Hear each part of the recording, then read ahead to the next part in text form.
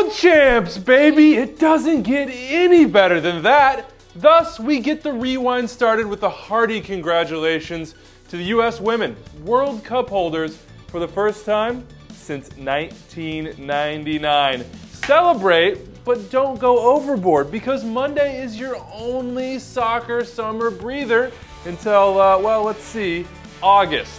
Come Tuesday, MLS is going to share space with the Gold Cup, where 44 league reps will battle for CONCACAF's biggest prize.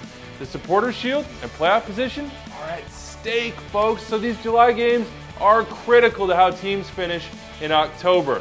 Let's take a look at how clubs handled those Gold Cup call-ups this weekend. And we start in Portland, where the old salty dog, Jack Jewsbury, grabbed 3 points at the death on Sunday to make it 6 wins in 7 for the Timbers. Can they make it 9 and 10? Caleb Porter can dream. A couple of months ago, the Timbers Army were hanging banners bemoaning the red line. A hit, Portland was underneath it. Now, if all goes right, the Timbers could be in Shield pole position by the end of July. And while Seattle, more on them in a second, lost their big guns for this tournament, Porter's squad went nearly unscathed in terms of Gold Cup call-ups after Will Johnson chose to stay home, and Alvis Powell, well, who knows how long he'll be there. Jamaica aren't really fancied past the quarters. Circle July 18th on your calendar, though. Caps, Timbers, that's a Cascadia treat that could affect the Supporters' Shield standings. Meanwhile, Tyrone Mears softened some of the Sounders' Gold Cup blow with his first goal for the club on Friday, earning 3 hard-fought points at home against DC United.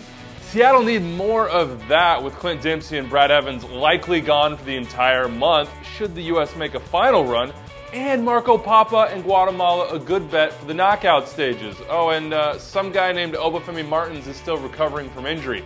So Seattle have to find attacking punch fast if they want to keep up in the Shield race. 4 losses in 6. Just saying.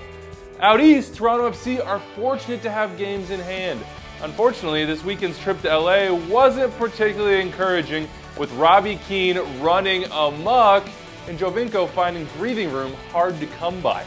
Survival is the name of the game here as the Reds cope with absences of 2 of their best 3 players for, we expect, the entire month. That'd be Josie Altidore and Michael Bradley, not to mention a couple starters in Ashton Morgan and Jonathan Osorio, who'll try to lead Canada to the quarterfinals. Next up, Frank Lampard and David Villa at Yankee Stadium. Strap on those shin guards, Gio. We saw what happened last time against NYCFC.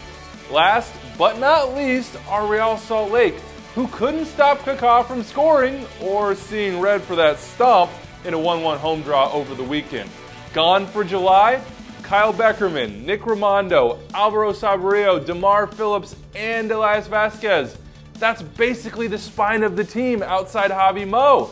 And with RSL already outside the playoff field in the wild, wild west, that spells trouble. Of course, these 4 aren't the only ones with something to gain or lose during the Gold Cup. LA, they've got to navigate the month without Omar Gonzalez and Giassi Zardes, though some guy named Gerard ought to help ease that blow. FC Dallas, they lost a handful of starters too, but hey, they've got Fabian and Mauro.